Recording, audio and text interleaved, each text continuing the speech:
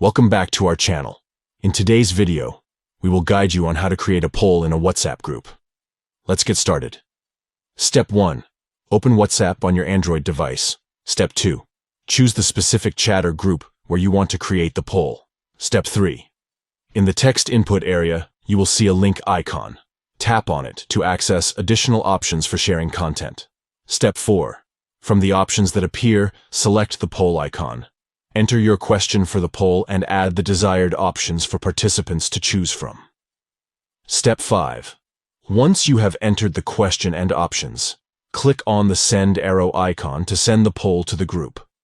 By following these simple steps, you can easily create a poll in your WhatsApp group. This feature allows you to gather opinions, make decisions, and engage with group members effectively. If you found this video helpful, don't forget to give it a thumbs up and subscribe to our channel for more useful tutorials. If you have any questions or suggestions, feel free to leave them in the comments below. Thank you for watching, and we'll see you in the next video.